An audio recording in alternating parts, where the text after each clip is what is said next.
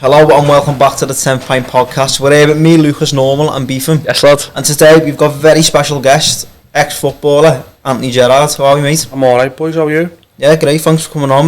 We normally get started off with, what was your first memory of football? Yeah. Was that the question? Change if you want. Yeah, mix it up. No. My first memory was just playing on the street. That was it. Same as always. So I used to live on the Bluebell. Not on the Bluebell. My first memory of playing football was on the Bluebell estate, and then we moved to Iron Quarry with my mum. There's a couple of kids down the road. Ian, his name was. So just kicking the ball around with him, and as a fella dragged me to Western Juniors. I was playing with the Cubs, and then I was better than them. And then his manager said, "Yeah, come play with us." That was like 2 or 3 years. What position you were playing then? Centre mid. Yeah. Yeah. Played centre mid up to I was about 14, and then he realised I wasn't coordinated enough, and then he just moved back. Yeah, so you got picked up by Everton at the age of 8. Yeah. So how did that come about then? Same thing. I was playing football for Western Juniors then. I can still remember the kits we had on. It was like an old nylon kit, socks, shorts. If you stood too close to a fire, it went up in flames.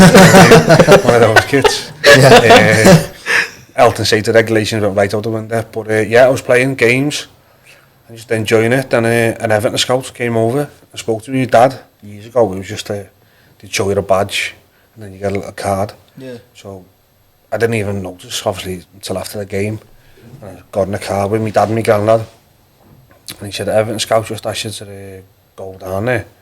And I was buzzing. Didn't matter, Liverpool, Everton, I was just made up. You were red though? Yeah, I was red, There was no hesitance whatsoever? No, all that, no, I want to go to Liverpool. Yeah. That just didn't fit, I just wanted to go and play, you know what I mean? Yeah. And obviously I was playing at a decent standard, excuse me, because our team was decent.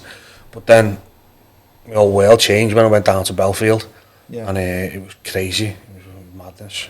What sort of players were in that academy with you at the time, notable ones? Notable ones? Yeah. The main one's Wayne.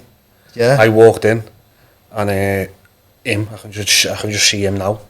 He was standing there with his mum and dad. So I don't know whether he's too young for Belfield. And remember, was it in West Derby? In West Derby, you might be too old. My uncle used to live at the back of it. Oh mate, it was the best saying. The pitches were the best pitches you'd ever play on. Honestly, it was they were like carpets. Yeah. No soft tissue injuries with them. Honestly, it was ridiculous. So you went down Sandford Road, and then you turn left, and it was a tight turn.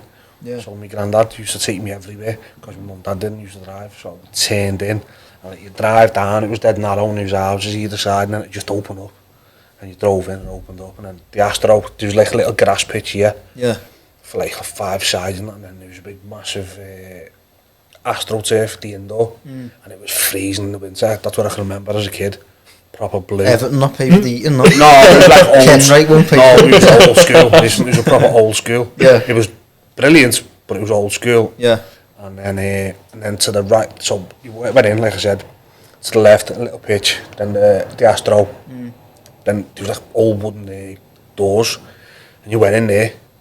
But straight ahead, there was the building here, the entrance, and then to the left, there was like about 6 or 7 trees, and behind, when I say trees, actual like mature tree. Yeah. And then like behind that was like the first team pitch. Like I said, that pitch, mate, you've never seen it like it. Yeah. It was unbelievable. What was he like, Rooney, as a kid? He was a freak. Like, did he know he was better than everyone? No, not in no way, shape, or he might have known it, but he didn't go there over anyone. We knew. Listen, when I say a freak, I mean that in the most nicest possible way ever.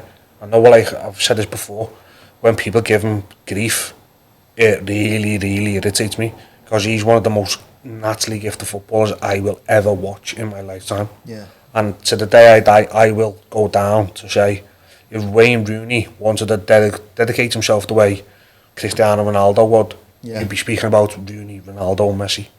And I believe that 100%. He didn't dedicate himself? No, I don't know. No, when you're 16 years of age and you've had that pressure for so long, I don't care who you are, there comes a point where you're just like, Because he started earlier. He started well earlier than everyone else. Yeah. And he was a man boy.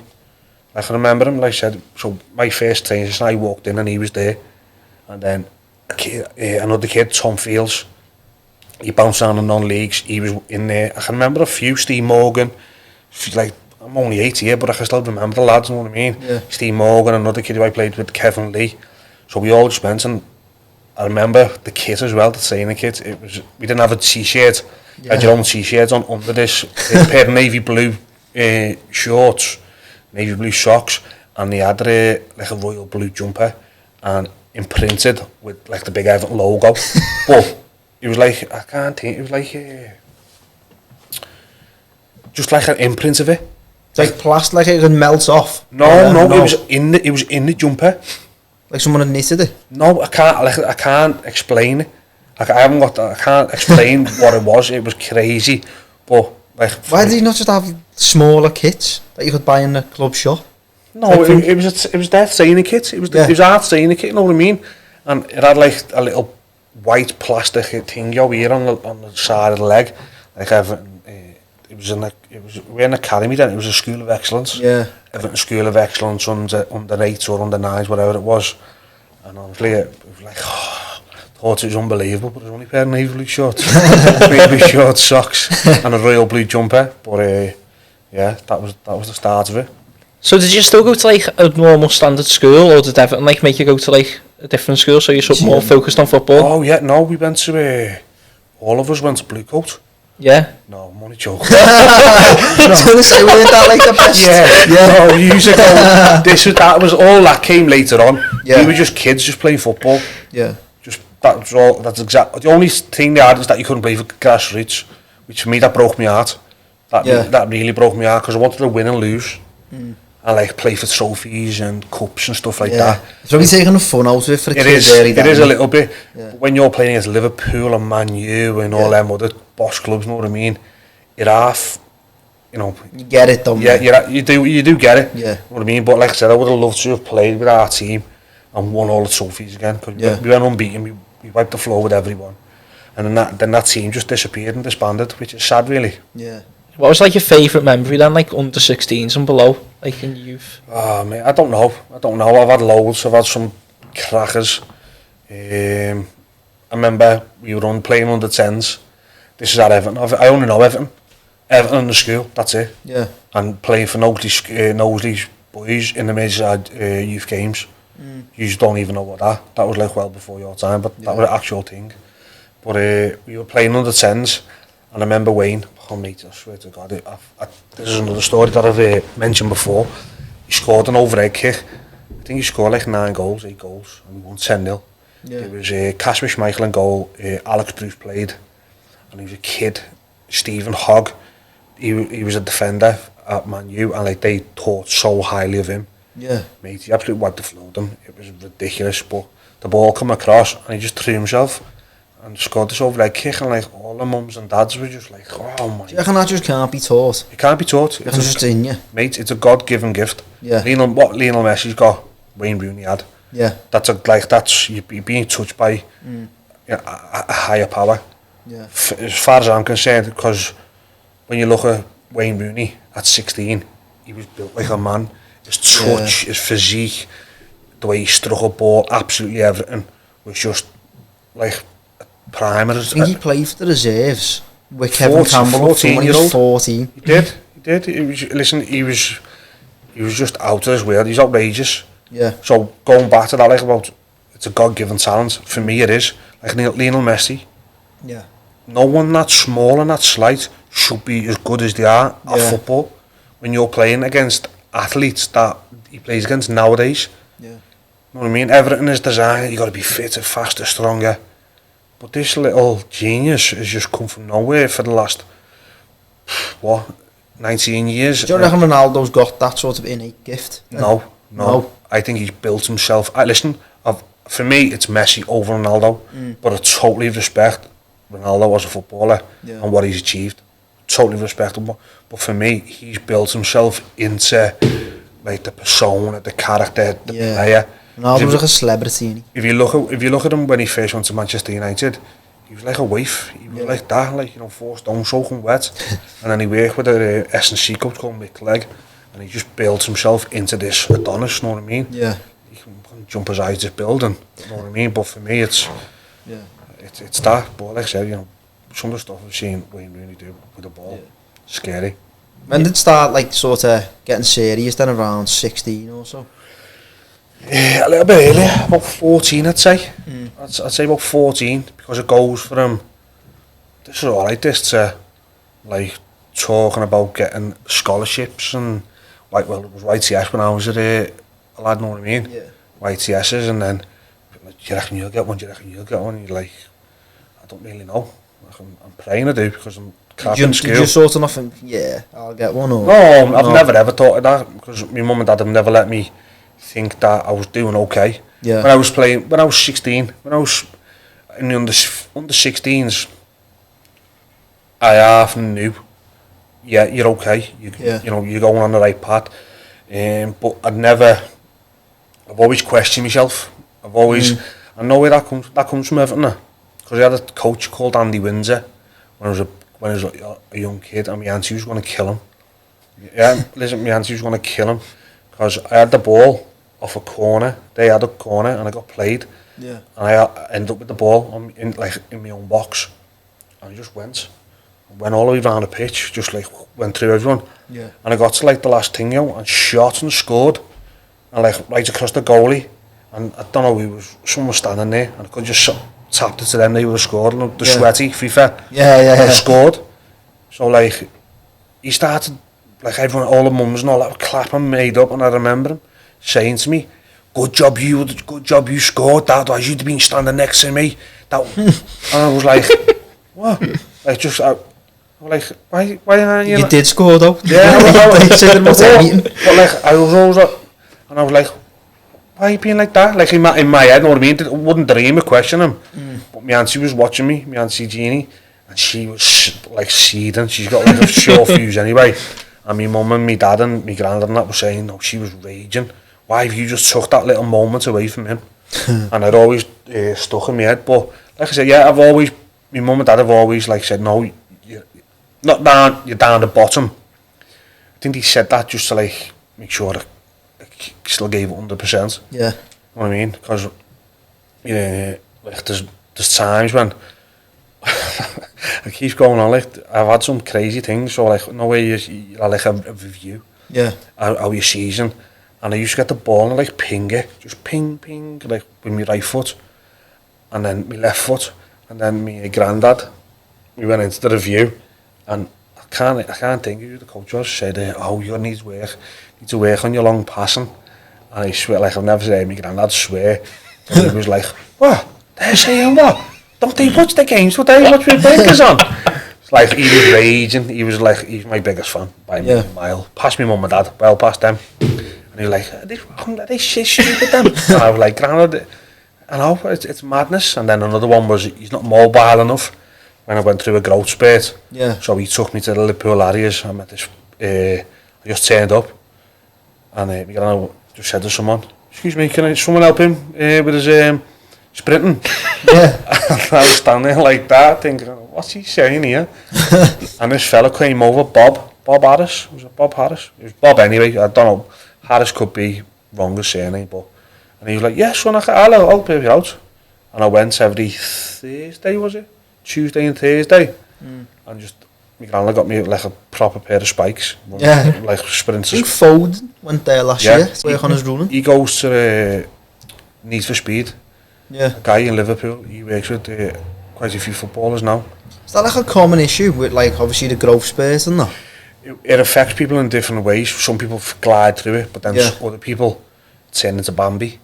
Yeah. Like literally fall over the ball, got no coordination. Yeah. But that was just it was a thing that I always thought in my head, that I weren't quick enough, I wasn't strong enough.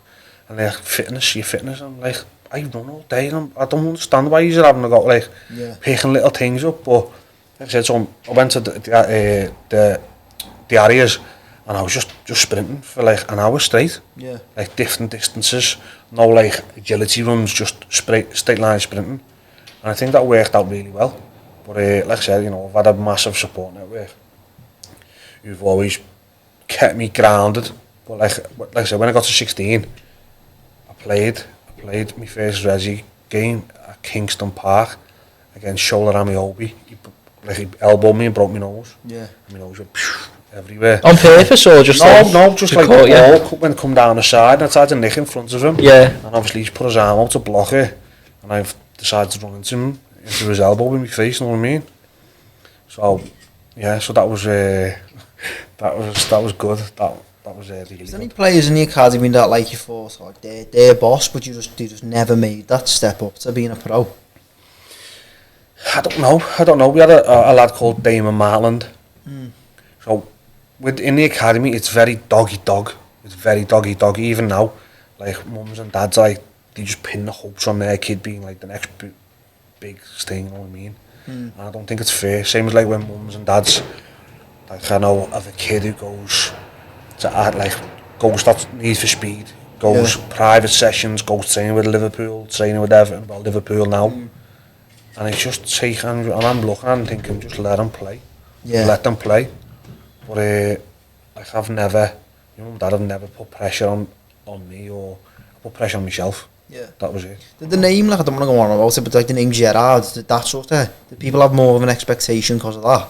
No, well, they may have, but I didn't let that affect me. Yeah. That only come into fruition when Steven hit the first team. So from 18, 19, so when I got to 14, yeah, that's when it started to snowball a little bit. It helped me in a way, but was it a hindrance? No. I didn't see it. You can't like try and live up to the name of someone. You'd always hear that, like Joe Bellingham now. Yeah. Like obviously Jude's at the World Cup and but Job's better though. Like you hear stuff like that, don't you? I've heard, like I'm friends with Sorini and I've spoke to a few people who said he's really good. You can't. You're on your own path. You can't.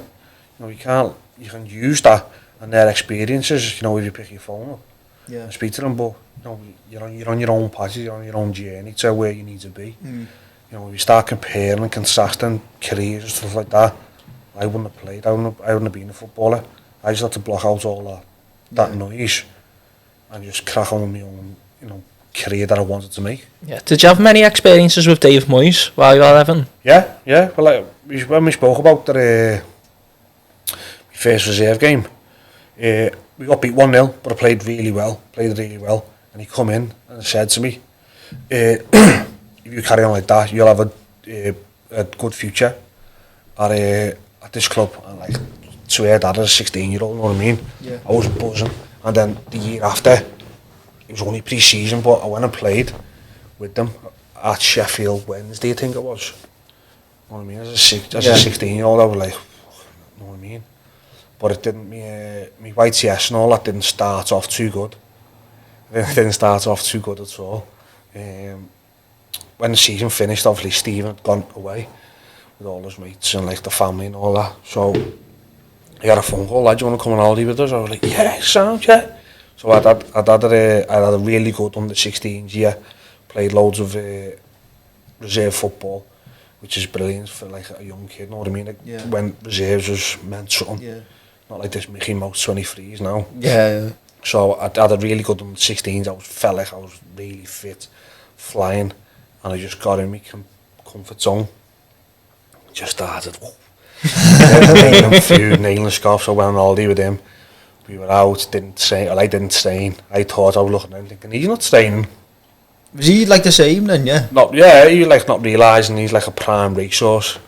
Yeah. He can run and run and run. And I have to practice to run and run and run. So like the last couple of days, he was like, lad, do you want to get out and have a run? And I was like, yeah, alright, lad, yeah. So we was off this jog and he just bombed it, and I was like, oh my god, he just left me there. It's Steven Gerrard, it'll be alright. So then I got a phone call off my mum and dad and was like, lad, you're in work tomorrow. I was like, what? No, I'd let it through. You're starting tomorrow. Mate, honest to God, I just looked at him and it just went, like now I just went, oh my god. Honestly, it was ridiculous. So they got me a flight home and I knew I was in bad shape, I knew. But no way, just in total denial. Yeah. I was just like, no, it'll be alright. So my granddad, laddie, yeah, granddad, can you get me at 7:30? You don't have to be until 9 o'clock, do you? I was like, yeah, I just want to get in early. Because I was embarrassed, you know what I mean? I was embarrassed that I let myself go. So I went in, and I can remember, like, clear as day. We were training down at Netherton. Yeah. Do you know where, Goals where the goals is there? I know, yeah. That's where we used to be based. So they had all the porter cabins all set out. And then in the back, at the back of the porter cabins, there was a house. And it was like the groundsman's offices and that. Yeah. And you had to go upstairs into the kit room. The kit rooms were upstairs. And there was an ex-player called Mick O'Brien. So I went in early to get me kit. So we went, oh all right, Jez. We're like, all right, Mick, can I me kit, please? He's like, yeah. You know, new lad. I was like, yeah, made up. Fucking listen, I was shitting myself. I was probably shitting myself because I knew what was going to come. So I put my kit on and all that. I just sat in the changing room, like, waiting for all the lads. So like 1 comes in, 2 comes in, 3, like all our age, and then you got Brian Moogan, Scotty Brown, Craig Garside the year above, then Shuey, Stephen Schumacher, Alan Moogan, Simesy, Franklin, man, all them start piling. Fucking hell, I had a good summer, yeah. I like the change, so we're like in one change in there and another. So Alan Harper and Colin Harvey come in, and like they walk in the door, I'm sat there, and he just looks at me like that, and just goes round, shit, nice to meet you boys, nice to meet you boys, nice to meet you boys, shakes everyone hand, but Jess, can I have a word? Oh yeah. So like there was 2 changing rooms, and like in the middle was the officials room, or like when you played on a match day, and it was like that little corridor there. So Colin Harvey just states, man, listen, fatty, I've heard very good things. I've heard and seen very good things about you, but you won't be playing for my under-19s looking like that. All right? And I just went, yeah, all right. Just went back in, mate. It was the worst decision that I've ever made, but it was a blessing in disguise so early. How much weight did you put on? No, not low. When I say not loads, it's Say if you seen you in the street, would you still look normal? I The way you're describing this, I'm imagining you running, like... No, like I couldn't. I literally couldn't. Yeah. I was fit for football, but I weren't fit for what we had. Yeah. You know what I mean? Like, listen, our pre-seasons was no fucking joke. No, like, you see these pre-seasons now, and they're jogging now, no, this was, like, fucking hardcore. Yeah. So we went out, we trained, this was at Belfield. So that happened, so then we went down to Belfield.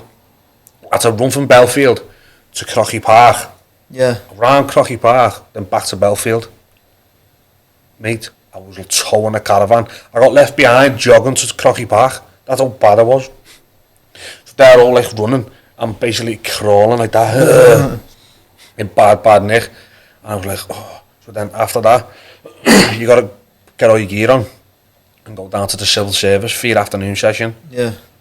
Running again, a little bit of ball work, and then running round the perimeter.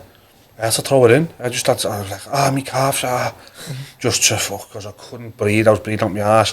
And from that day, I just said, no, that's never doing that again. Yeah. So there was a groundsman called John. He still lives by my house now. He used to get in at 7 o'clock, at 7:30. So I used to jump in with him, go in, do a gym session, train, and then do like another little bit of something. Yeah. On my own, and then train in the afternoon. And within 6 weeks I was back down. I was flying, really flying. So like I trained my plums off, if I can say that, yeah. Trained my plums off, and then played a few games for the 17s. And like I was itching, I was ready to go for the 19s. And then he pulled me. I said, listen, what you've done there, that's the mentality that you need to have, and you can't let that. I was like, yeah, all right. And he just said to me, you're playing for the 19s tomorrow against Stoke on that pitch, what I said to you, at Belfield. Yeah. You come in on the right, because that's where the 19s played, and scored. I was fucking buzzing, knowing in your own mind, you're like, oh yes. A relief. Yeah, like, I've showed you now, how I, and then from then I didn't look back, to be honest. What coach, was it your decision or the coach's decision to change from centre midfield to centre back? Oh, that was theirs. Yeah. Yeah, I was used to speak, what am I playing here for? Yeah. And like, after everyone would say, lad, you're playing the full 90 minutes. As long as you're playing on that starting position, on that starting field, doesn't matter where you play. Playing goal if that's your play. And then once that sets in your head, you're like, yeah. You know what I mean? You can still, and it's better because you get loads of the ball. It's nice. There's no pressure. Yeah. Like no one's constantly closing you down, checking your shoulders, checking your body position, Yeah. all that. Like you've got it in midfield. Yeah. They you just see all the pitch. You say it's easier in a way. Well easier. Yeah. Well easier. Do you reckon centre feels the hardest position on the pitch? Not now. Not now. Because everything's tactical and you shit off. We have the ball. And Yeah. Go and look at the Cat 3 academies. That's what football is. Yeah. Like What's a Cat 3 academy? Sorry? so you have Cat 1, Cat 2, Cat 3. It all goes on your facilities and your budget and all bits and pieces. So Liverpool, Everton, Man U, Man City, they're all Cat 1s. Yeah. They have the best of everything. Then you got Cat 2, so Cat 2 around here is, I think Burnley are Cat 2 now. Yeah. Burnley, Like Crew. Blackburn and Crew, because you've got to have it indoor to become Cat 2. Yeah. Fleetwood, they're Cat 2, Blackpool are going for Cat 2. Yeah. Then you've got Cat 3, so like Stockport, Rochdale, Preston. Yeah. Preston are Cat 3, which is really, for me, is quite shocking. Championship club as well. Mate, and it's an established championship club, Yeah. you know what I mean? It's not like you've only been promoted, they've been in there for ages. Whose fault's that though, the owner? Really? I don't know. They haven't brought anyone through for years. They Yeah. haven't brought anyone through for years. They brought, well, they had we got to the semi or the quarter final of the Youth Cup. And the players that they had were deemed not good enough for a pro contract. So they released everyone. So they had a kid called Ty Dolan, No. plays with Blackburn. So he got released. Blackburn went, yeah, we'll sign you for under 23. Yeah. Went and played with the under 23s for 10 days, 2 weeks. Tony Mowbray at the time as the manager was watching, we're like, no, you're coming with us. It's mad that, isn't We it? took him, started the first game of the season, scored against Preston. The team would just let him go. That's crazy. Like, Mate, in any imagine ball, being him there. not even him though, mate. Like for me, I look at it as from a football coach's point of view, and also manager of that first team and like an executive of the club. Imagine you let Asset walk out the door Yeah. and he comes bites on the ass. The kid would be worth £2 million now, at the time. Yeah. First game he plays in the championship, you're worth £1 million, easy, Yeah. quite easy. Then he goes and scores, then he does well, he scored, and now he's playing. Do you reckon they're not keeping them players on for financial reasons? You can't, because Cat 3. So with Cat, like I said, it's the infrastructure of the football club. Yeah. So to become Cat 2 and Cat 3, you've got to have it under 23s, under 18s, under 23s. Yeah. So when you go to under 18s, under 23s, you've got to have like a longer deal, you know what I mean? Yeah. To see how you develop. So Ty Dolan, if Preston would have been under 20, he would have got higher than a Cat 3, he would have got no doubt another would have got a pro contract and we'll just see how you go. Yeah. But he didn't. Yeah. So they just let him go. Strange. It's crazy, mate, it's I crazy. think it's harder to make it now because you look at like Brentford Premier League team, they don't have an academy. Like Huddersfield don't. it's mad that they won the Premier League a few seasons ago. It's like why? It's costing, it's outgoings. You know what I mean? It's outgoings. You could have that one player, that one gem that's selling for £15 million. Look Paid for at that. Chelsea, and Man City. Their club is run on the profit that it makes. Their academy pays for itself because they've invested so much in the years, throughout the years. So if you're not deemed good enough for Man City, which you've got to be the best in the world, and then the best in Britain or Europe, you've got to be the best in the world. You know what I mean? If they don't deem you fit enough, they go, okay, we'll take £8 million for you. Yeah. And then that pays again for you know what I mean? Liverpool do that quite well. Like they'll buy a player and even though they haven't performed that well, like that Minamino. Yeah. Like they sold him for more than what he bought him for. Yeah, like, I think it was like 8.75 million quid they paid for him, didn't he? From Salzburg. Salzburg, and then they've sold him to Monaco for Brewsters. yeah. Mate, it's a business. Football is business. As much as people go, oh no, it's for the people. Years ago it was. Now it's just a money making. So what has to be, doesn't it? Though, It's at got the to be. same time. Yeah. And for me personally, I don't think it's sustainable. I think like it's going, like the money's gone through the roof too quickly. No, it's gradually gone up and up and up and up. But I don't think it's sustainable. Now if you look at the Premier League, you've got Saudis, you know, royal family, owning clubs. They look like they're going to have United and Liverpool, Saudi. It's crazy, you know what I mean? Well, it's not, the states haven't got them, have they? Because they can't own it. Yeah. You know what I mean? It's crazy. Newcastle, it's oligarchs with Chelsea, with the Abramovich. You know what I mean? Remember years ago when it was, what's his name? Jack Walker. You know what I mean? Yeah. You know what I mean? It's crazy. Did he sort of like, that was before our time, was that, did he buy the league sort of? Was it like City where he signed loads of players? He signed loads of players, yeah. He had Shearer, didn't he? Like Shearer, Sutton. Who else did he have? Tim Barnes, Tim Sherwood, Colin Hendry, Graham Lasso. Show me, you know, Stuart Ripley, Tim Flowers. Yeah. They had like a really good side, but then when you look at it, Newcastle side, when you look at the signings that they made all them years ago. Yeah. But for me, I personally don't think it's sustainable. Because there's got to come a point. You know what I mean? There's got to come a point where people just go, it's getting absurd now. No footballer is worth £100 million. I don't care what you say. Yeah. I don't care the wages. Listen, if the lads are getting it, fair play, you're getting a wage. But nobody, if anyone is to get wages for £100,000 a week and that, like £100,000 a week now, years ago, that was like, wow, that's crazy. Now it's like average Joe players. Yeah. Better than me, obviously, but average Joe Premier League players. Yeah. Well, Iwobi looks like he's going to get that, don't he? Like, picking £100,000 a week up. Yeah, it's mad. Go and give that to doctors and nurses and people who, you know, who actually do save lives and stuff like that. Yeah. Going back to your career. Go on, am I right in saying you went to Walsall after Everton? Yeah, well, I went on loan there for the last 8 games of the season, and we were in the relegation zone. Yeah. I think we won 6, drew 1 and lost 1, so we stayed up quite comfortably. Yeah. That was my first taste, and after that I was just like, no, I can't go back to playing resis. Yeah. There's a mad story. We stayed up quite comfortably, so then I went back to Everton, and I was training with the first team and all that, which was like I was training with the first team and I was buzzing, doing really well, and I got told I went in the squad for Bolton. I was like, alright, okay, didn't expect nothing of it, know what I mean? Yeah.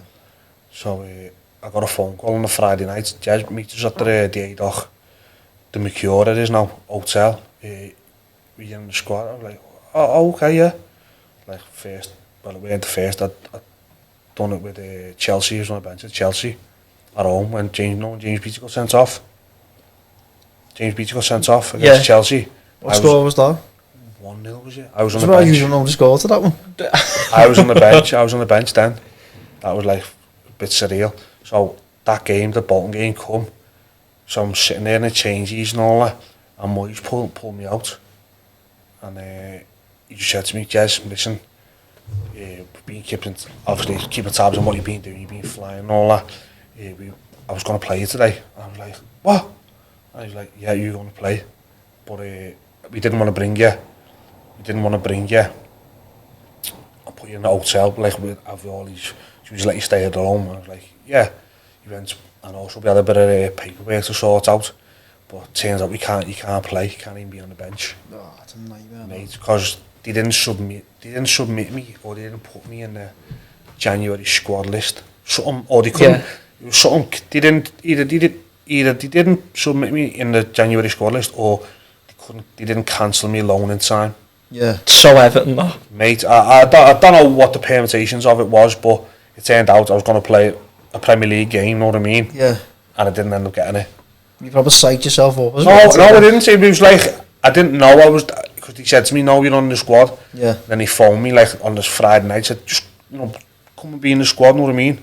Just meet us there, because we haven't booked you at hotel room because we didn't think you were in there. So it was the year that Lee Carzi done his knee. Come on, you're supposed to be fan here. He done his knee. 05, he blew his knee up. Yeah. And done his cruciate. I think it was a cruciate.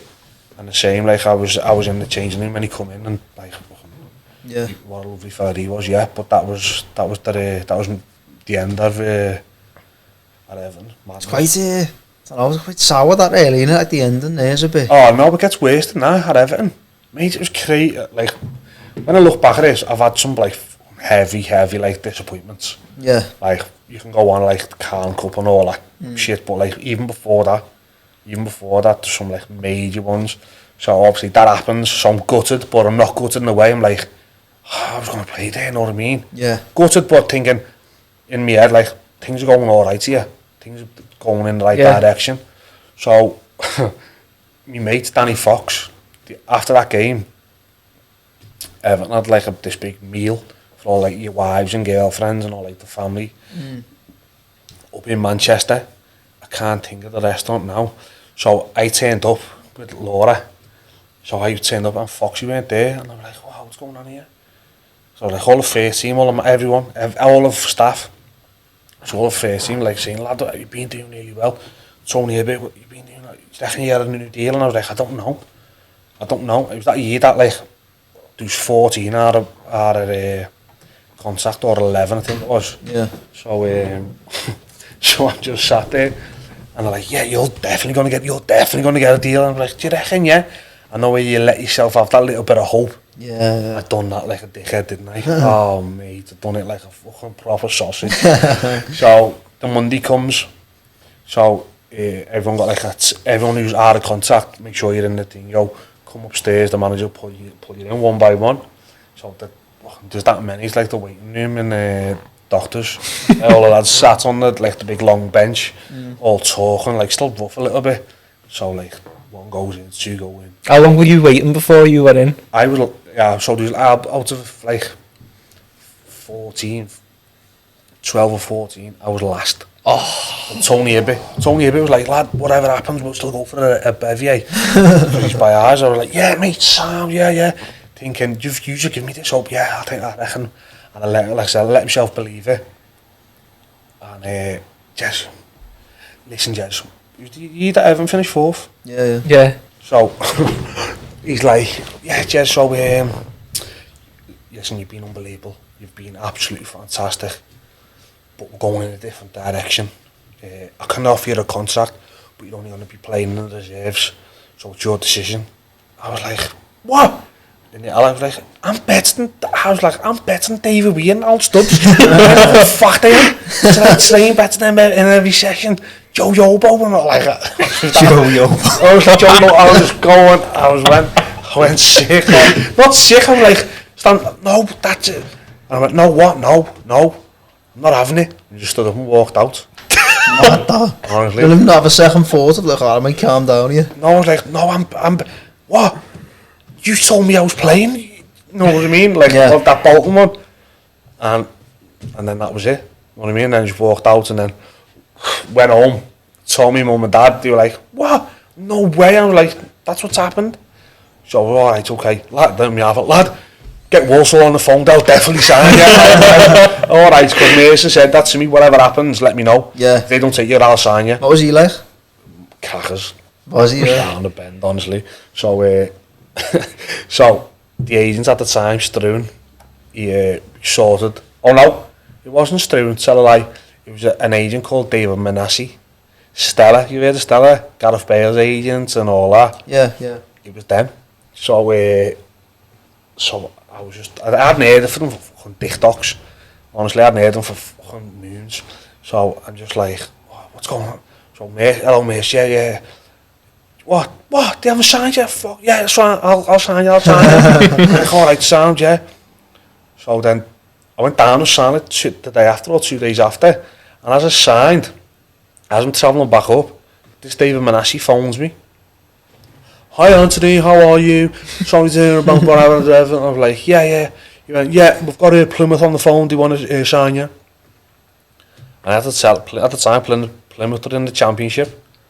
Or like Division, was it Division 1? I can't, it was like Division 1, Division, whatever they were in anyway. Like, wasn't that long ago? the one below the Prem. No, because it all changed when I went. Yeah, when was that? Was 2005? That. Yeah, so it changed just before or just after. Yeah. So like into the Championship, League 1, League 2. So he was like, yeah, they're just in the one below the Premier League. And I was like, David, I've just signed for Walsall. Like, oh, no, you haven't. No. And then in the end, me and him just split up. So I went and signed for Walsall, but I don't regret any of that. Like, that was 155 appearances. For the Saddlers? Yeah. Yeah, it's brilliant, honestly. Is that your favourite club you play for? Or? No. It made me grow as a, like, proper cheesy as well, but as a footballer, mate, it was the best. Them 8 games on loan was the best 8 games and the most I've ever enjoyed football in, like, I couldn't tell you when. Going to Cardiff in that first year was unsimilar, and then Hull. But them 8 games, mate, it's just like, I just seen football in like a whole different light as a man, as a person. So we went, and we needed to win loads of games. So we had Julian Joachim for Walsall on loan. So we had Julian Joachim on loan from Villa. It could have been Villa, I'm not too sure. Like, all Andy Sermon, he played for Southampton, Bournemouth and that. Had a belter career. David Perpetuini, Craig Peed, Simon Osborne, Neil Emblem, Joe Murphy. We had loads, like, proper men, you know what I mean? Like, I used to love going in every morning. Like, you go in to the change, because you had to go and get changed in the ground. And I to the training ground, like always. And they had the shit brown carpet and the walls, it was a proper dire. But when you get in there, it was brilliant, like the lads and that. So we played Hartlepool away. Like, crucial game. played Hartlepool away, proper crucial game. So after 25 minutes, Julian Joachim scored a hat-trick. Mason pulls him off. So Mason pulls him off, come on, sub, brings him off. We end up winning, I think like 4-1, something like that. The game, we end up staying up. Then like, we're all out on the booze that night, all of us together.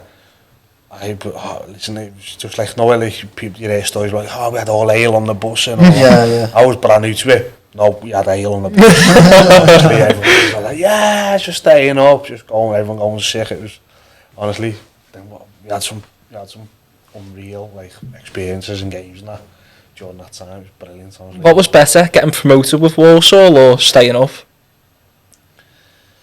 I don't know. Everyone, like, I hear people really keen on the telly, oh no, you should be celebrating staying up, you shouldn't be celebrating. But no, when you've had that pressure for so long and you manage to do it, honestly, the relief and, like, it's just... It's more so that, like, jeopardy, isn't it? Yeah, it's more going down and just not getting promoted. Just like, we finished third, know what I mean? Oh, fucking hell. There's loads of fucking win bonus, know what I mean? On the when you're going down, your money's getting halved and all madness that goes on.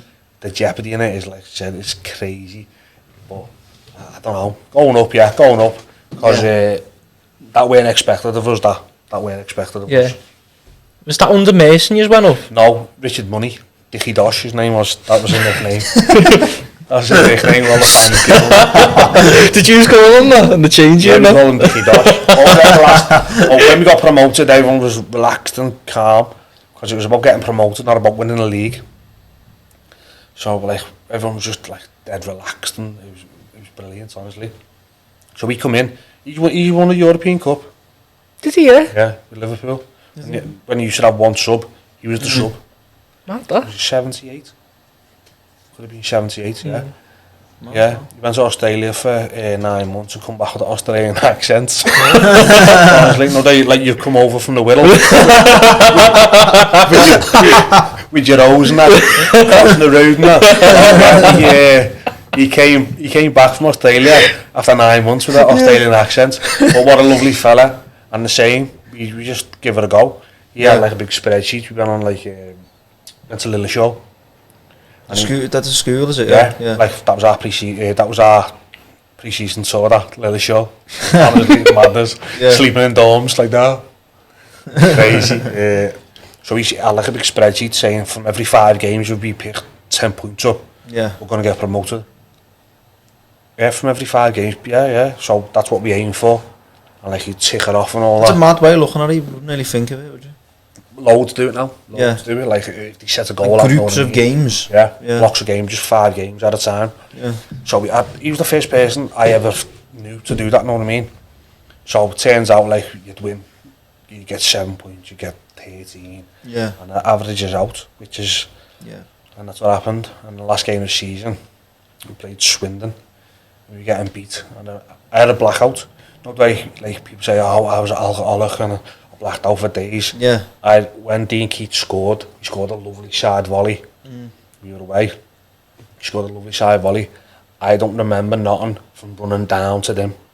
That's mad. I literally couldn't tell you what happened from when he scored. I just went, ah! Just like went crazy, ran down. My dad said I was in the crowd. He was going, lad, you were in there? I just couldn't. He said, like, you've like a vacant thing in your face. I just honestly just couldn't tell you what happened until here's on the mad one. Until we were on the bus on the going home with all Aylan again, and like You just completely can't remember it. I literally can't remember it, mate. I know that sounds really stupid. And that's like shock. It's just the other way around. Yeah, like, do you know what I mean? Yeah, honestly, like people have blackouts and that, like when they're blind drunk. I can't. From him scoring that goal, I can just remember going, yeah, just running down, and I can't remember nothing else until we were on the bus home. I know what, like, I don't know what, like, clicked me out of it is that we were all on the bus, and when you travel away in the lower leagues, you'll have like a little bit of like toast and that on the bus. And someone, Chris Taylor's name was, we used to call him Gonzo because he had a big massive nose, right? Got a handful of like butter and threw it, and it went slap off this bunny's head. And I turned around, he was like a little bit leery at the time. Yeah. I just turned around laughing, going, lads, no more throwing food and that. Like he weren't asked at all. Yeah. But like that's what like snapped me out of it. Honestly, some of the like I said, people underestimate lower league football and what it gives young players, because it's an absolute unbelievable grounding. Yeah. Like, because in League 1, League 2, you're not going to retire on the money that you know what I mean? So everything is you're playing for your mortgage, everything is fought and battled for from like from the first to the last. Yeah. You know what I mean? But I wouldn't swap anything in my Walsall days. Did you have any like lads coming down from the Premier League on loan that just proper didn't cut it, but they had this reputation type thing? Not really, mate. No, not really. Because like I said, what a Walsall, mate, it was ragtag. It's like lads would come in with like shorts on, and then other people would have like in like League 1 like cut-offs, like jogging bottoms. Yeah. I used to cut them off so they do a little bit longer than my shorts. Yeah. And some of honestly the sessions we had on the bog standard, the pitches were awful. Yeah. The Delves Road it was called. So we should drive from Bescott round to the Delves, covered in shite. And you either got in the lad's car and drove back, or you just or you walked. You know what I mean? That's how. I've seen the ground. It's by the motorway, isn't it? Just on the M6. Just by Birmingham. Yeah, it's just on the M6. Mate, honestly, that club, I'll always have like a fondness of that club, no matter, even like now, or like where people go, who did you check for and all that. I check for Oldham, I check for Walsall, Everton, all my old teams, you know what I mean, to see how they've gone. Yeah. It's crazy. Yeah. So moving on, you went to Cardiff next. Yeah. What was that like? Obviously you got to the League Cup final. Yeah. What would you say like your highlight at Cardiff was though? Signing there. Yeah. Signing there. How it come about. So I had my little boy in January in Walsall, so he's born in Walsall. Yeah. All my kids are born in places that begin with a W, so he's born in Walsall. Yeah. My other boy's born in Wiston, and my little girl's born in Warrington Hospital. It's crazy that, isn't it? That's mad, Honestly, I reckon that's my lucky letter. W. Yeah, it's got to be. You know, 3 of the most special things in your life, born somewhere, you know what I mean? So that come about, madness, like the sign of it. So the season finishes, Harry's born in January, so he's still only a baby. So then we come back up to Liverpool, so we're staying in Laura's mum and dad's. So we go out for the day. So the agent at the time, who was that? Was that Simon? Yeah, I think that was Simon Kennedy. Yeah, it was saying, we're Forrester interested, Scunny, and a couple of others, Wolves, when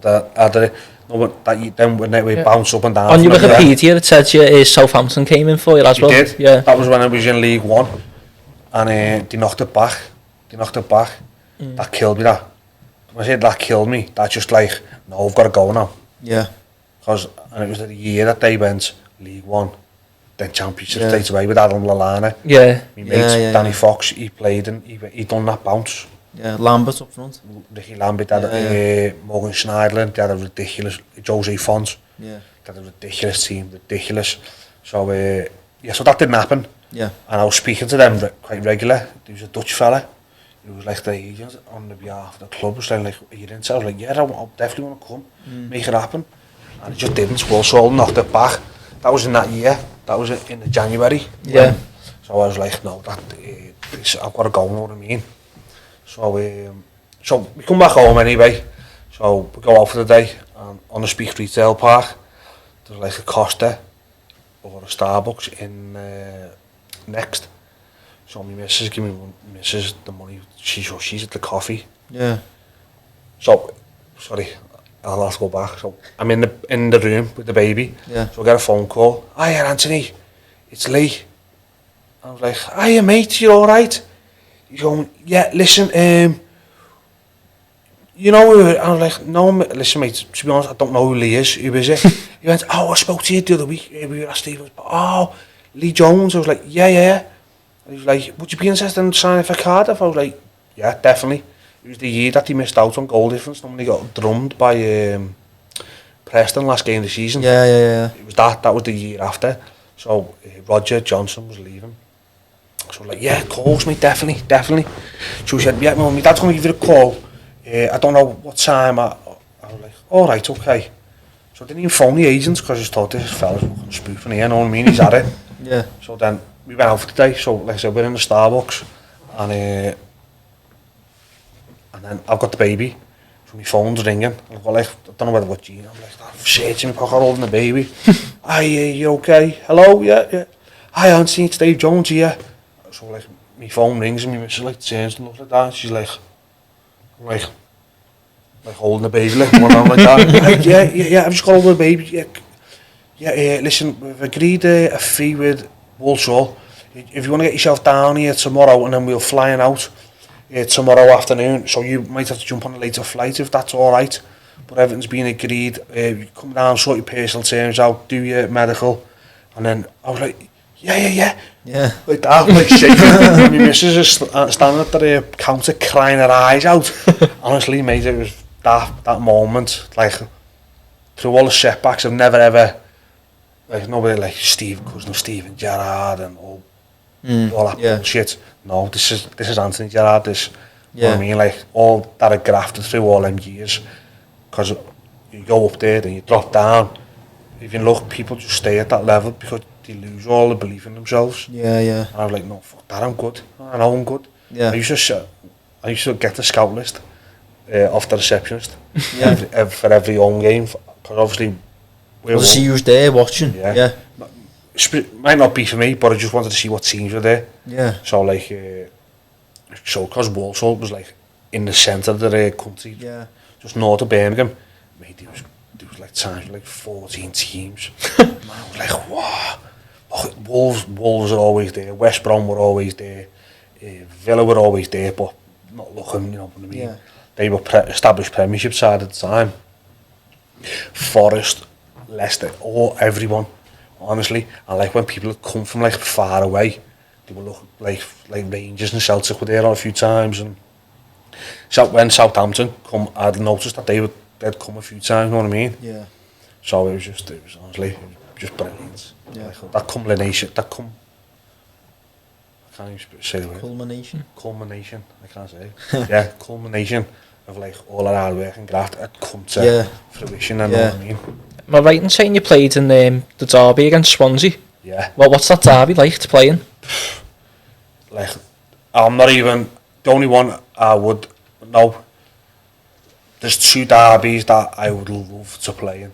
One would be the Old Firm and one would be the Liverpool derby. Yeah. They're the only two that I would say come close. Well, exceed that. You know what I mean? Yeah, I'd say Swansea, Cardiff hate each other. Listen, mate, and Liverpool. Yeah. We used to so my first derby, we were playing away. In at the Liberty. Yeah. We had police outriders stopping traffic on like the motorway bridges, the footbridges over. Yeah. So people didn't throw rocks on. Throw rocks at the dingo. It was proper like crazy. Yeah. Crazy. So then like we come on this A road and we just turned. Mate, I reckon there was 8,000 Swansea fans piled on the roads in the booze, just giving us fucking abuse like you wouldn't believe. Stuff getting through at the bus and that. And you know it's bad when you got to park in the ground. Yeah. No one parks in the ground, mate, for the championship. So they had like the little slots, like where it just goes in the corner. We parked there and it's a pile out. So I was like, fuck, this is heavy, this. And I think we draw that or we got beat. We got beat, I think. I think we drew. No, we got beat. Darren Pratley scored. I remember that. Cross come in. And we centre back got dragged out a little bit. And he just run through the middle of us. And I like where he react last minute, like, Then he scored the winner. And then... What was that like losing that derby? It's horrible. It's like horrible. Yeah. But up to that point, through the whole like history of the South Wales derby, not one club had done a double over the other. Yeah. So when we played our own, mate, wow, the pressure was on. That atmosphere was crazy. That was absolutely madness. So we scored, then they scored, and then they had a chance and missed. And we did. We scored, they scored, I don't know, whatever. And then Was it 2-1? It was 2-1, mate, right? And then the last couple of minutes, so the last couple of minutes, a long throw comes in, it gets headed out. Joe Ledley plays it in. Then Michael Chopra, belts it, scores, the roof came off. So, like, I'm going, did it kick? You said you set the goal up, you know. No, it was Joe Ledley. So you just took the credit. No, Joe. It was Joe, because he battled. So he got 3 in. I've gone off for the header. It's been headed out. Then Joe's headed it. I don't know whether it's another pass and it's got slipped in the hand side. And Chops shot, scored. And then it went crazy. Pandemonium, honestly. It was absolutely crazy. What was it like playing at Wembley? Was that the only time you played at Wembley, or have you played at Wembley more? Twice. It's heartbreaking. Twice. Yeah. In every aspect of it. So I played the whole season for Cardiff, 38 games, I think it was 36 games in all competitions. Yeah. I was playing through injuries and niggles. And the Friday before the first playoff game against Leicester, where, to be fair, I've got to say, it's Peter Whittingham's memorial game, as we're recording this. Yeah. And I couldn't make it. So, sorry, Wits and Dennis, whoever, you know what I mean? Yeah. God rest their soul, greatest football I've ever seen. Yeah, I've seen a lot of people say on Twitter he's the best player not to play in the Premier League. The years that I played with, sorry, I've got to go on to this because the years I played with him, mate, he was untouchable. Yeah. Them 3 years or them 2 years, just Google some of the goals he scored. Yeah. Listen, a goal, I think with Bristol City, that I can remember, I had left then, I think I was at Hull. The ball got played up the line, up the pitch, Jay Emmanuel Thomas headed it over someone. He took a touch in the air, the ball didn't touch the floor, and hit it into the stanchion, and he just goes round. Honestly, it was one of have a look at it. After this pod's finished, honestly. But like I said, I've got to apologise because I can't be there. Yeah. Unforeseen circumstances earlier on in the day. Yeah. And obviously me in the night, so so going back to it, mate, honestly, it was crazy, madness. Played all games, got injured in the morning, last step in the training session. So I was like to lads, I think I've pulled my calf there, you know, or like a little twin, you know, like, are you messing? I was like, no. So when I seen the physio, Sean, he's the physio now with Wales in the World Cup, Sean Connolly. The two physios, the two Welsh physios, I've had them both as physios at clubs that I've played at. James Aycock and him. And the masseuse as well. Yeah. We had him at Huddersfield. Senior, it's mad that, isn't it? Yeah. Claims of fame. So, rubbing Gareth Bale's calves. He's on mine first. So I played all the games, got injured in the warm-up. Last step, I was like, oh, saw that. So when I seen Sean, he said, listen, it's your decision, what you want to do. And I said, listen, I can't be it can't be my fault that we don't go to Wembley. If I fall, if I slip, I can't make a challenge. So when I told Dave Jones, and he said to me, are you sure? I was like, yeah. I said, listen, and I said that. And he was like, okay, make sure you're ready for Wembley. make sure you're ready. So in my head I was like, yeah, if we get to Wembley, you're going to start. What a fucking knobhead I was. It's not the same disappointment that I had with Moyes. Hit me again. So we beat Leicester away, and then at home. And how we got through, I'll never ever know. They scored 2 direct corners that we ain't given. No Martin Wagon. Yeah. Whipped balls in. 2 definitely went in. No, they had like the goal line technology. Yeah. Like we wouldn't have made it.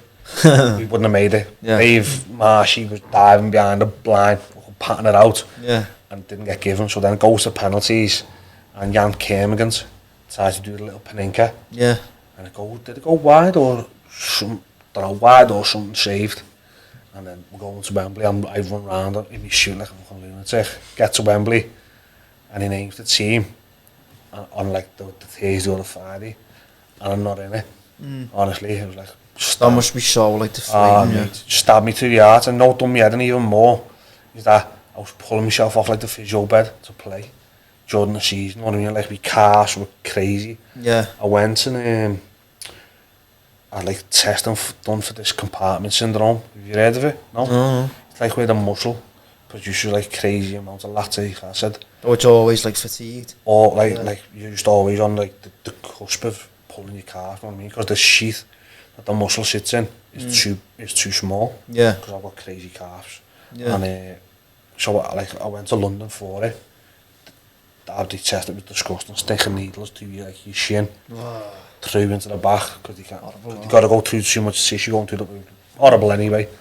So I've done all that for it, and basically I got shit on, you know what I mean? But I'm adamant, even to this day, that if I start that game, like the partnership that me and Darcy Blake had, another kid, brilliant centre half, dead quick. He played Wales, played for Wales against England, and Mark Rooney, Mark Wayne at the game, booted them everywhere. And Darcy was like a little angry elf, honestly. Yeah. The Valley's proper Welsh. Yeah. He was brilliant. I reckon if me and him played, just not like I was better than anyone else, but the understanding and the partnership we'd formed previous, I reckon we would have done it. Why do you reckon the manager never picked you? The captain played. The captain, the club captain played. So it's a big decision, isn't it, to not play the club captain, you know what I mean? Yeah. I've come from League One. I got told I was going to be the 4th choice or 5th choice, and I just said no. I'm going to play every game. Yeah. Started the first game, didn't play the last. Was this in the playoff final? This was the playoff final, mate, yeah. Yeah, against Blackpool. Charlie Adam scored a worldie free kick. Oh, yeah. Finished 4-2. 2-1. Joe Leddy went through, scored. Brett Ormrod scored a scrappy, horrible goal. Yeah. And then Charlie Adam bent that in. He went on to have a unreal career, you know what I mean? Yeah. Was that worse than losing the League Cup final? No, not for me. Not for me. Because you say that's like the richest game in football. It's the richest game, but you don't see it as that. You don't see it. Nothing like Premier League wages as well, and also obviously. No, because the Premier League wages go to Premier League players. Yeah. Established. You know what I mean? So lads who come up from the Championship, they'll get a double up. Yeah. You know what I mean? Listen, a double up on your wages is good at any level. Know what I mean? But them established players get that. Yeah. Unless your deal's running out that year, and then you get thing. You know what I mean? You're getting weighed in. Yeah. But for anyone else, you're just getting a double up, and then if you stay in the league, that's when you can earn really, really good money. Yeah. So the riches don't go to the player, go to the club. Yeah. Go to the club.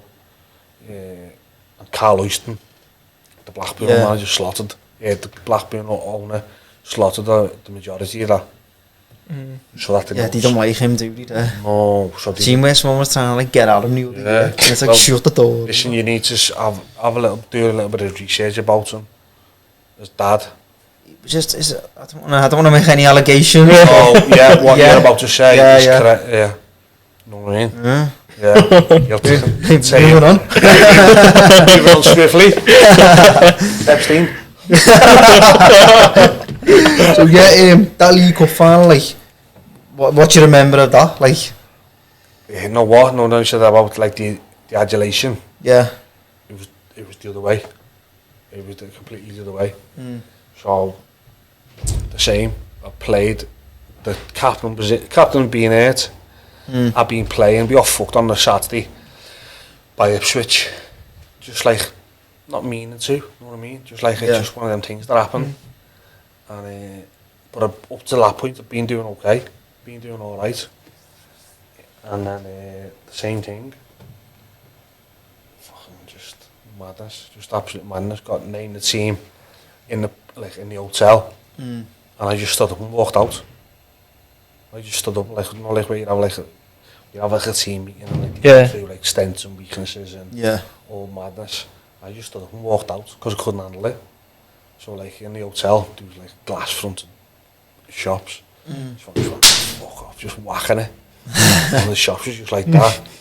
So then I went and put myself on the bus, raging, absolutely raging, phoning mum and that. And then all the lads piled on, so Jez, you know, it's fucking, and all that. I was like, fucking just leave me alone. And then that was it. So then the captain come on, I was like, don't worry, it's not on you, is it? No, it's down to him and all that. And I done it under the cosh, and he messaged me. I don't know whether it was like a little bit of a funny one or what I mean. I'm dying to speak to him about it. Yeah. Nice to see what the message is about. It's a bit mad. Who's the captain? Mark Hudson. He's the captain. He's the manager now. Yeah. Cardiff. He's manager. Yes, but he messaged me after that under the cosh pod. Yeah. I'm like, what's that about? Know what I mean? Yeah. I said, I'll speak to him about it when I get the chance to. Yeah. But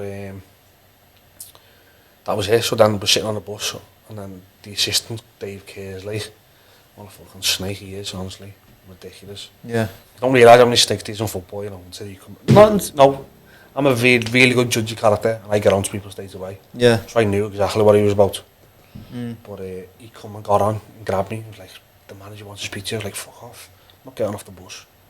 So all that, like, Jez, come on, you know, you can still be on the bench. And I'm like, fuck, be on the bench. Because it's not really much, with me, it's all on, I know what I mean. What's the point of fucking sitting on the bench in the final, know what I mean? Yeah. If you come off the bench and score that penalty to win it, which that could have happened, know what I mean? That's a different story. But I don't see it like that. And I just, no, fuck that, know what I mean? So, I get off and I walk in. And as I'm walking in, I just get pulled. Like that, like just blindsided down this little thing. Listen, you.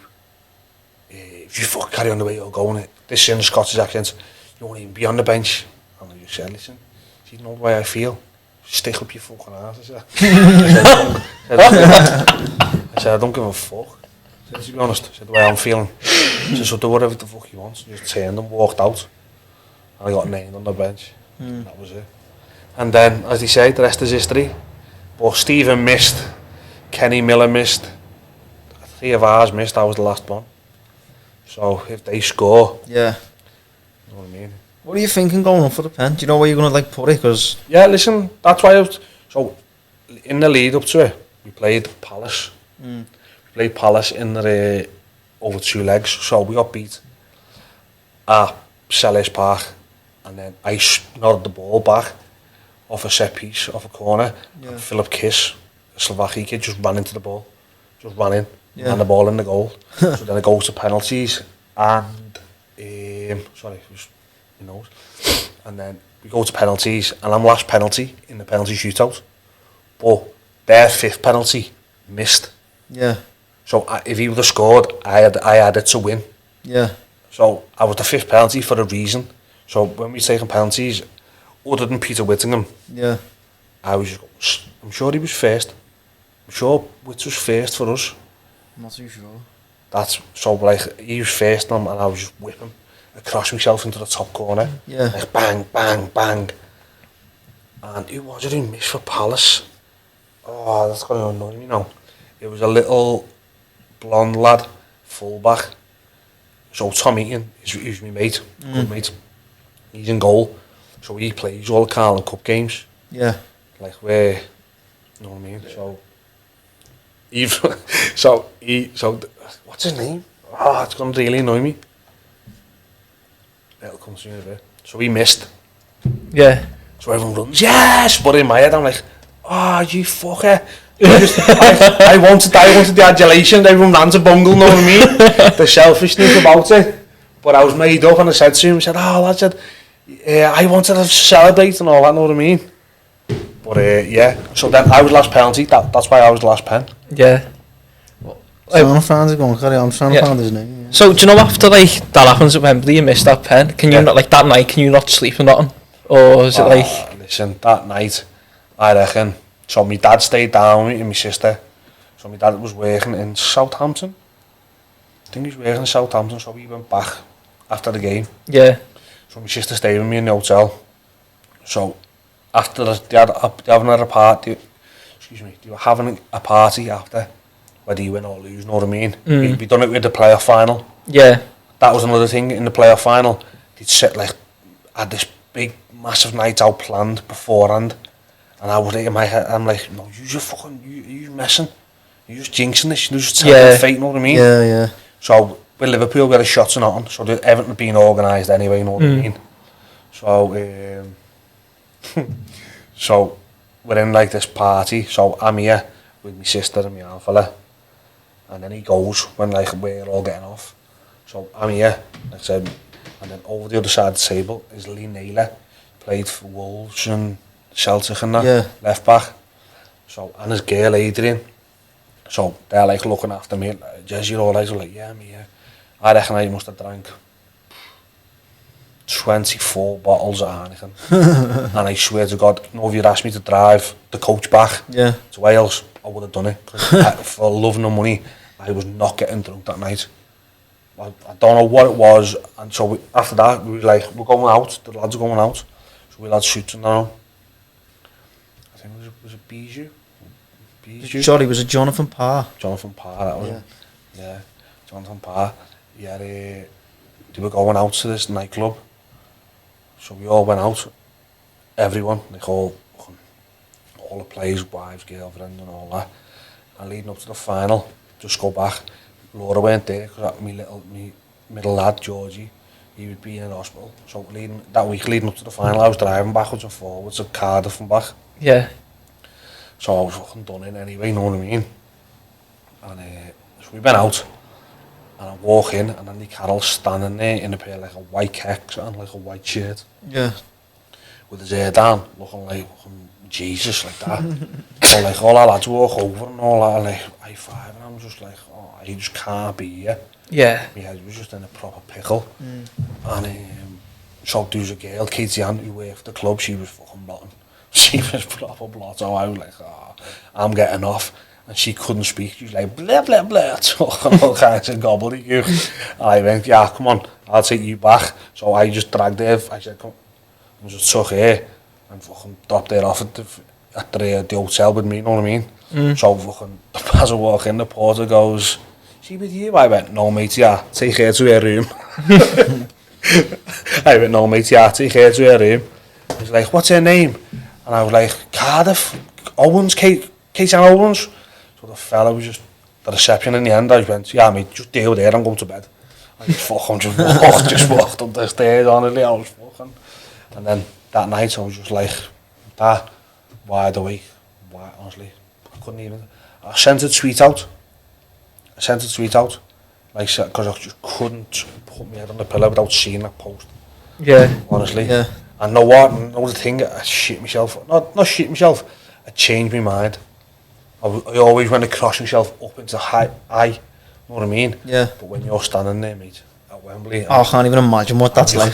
The goal. Watching it's horrible. The goal goes from being like an actual full-size goal to a lacrosse goal. Yeah. Like that. Whoa.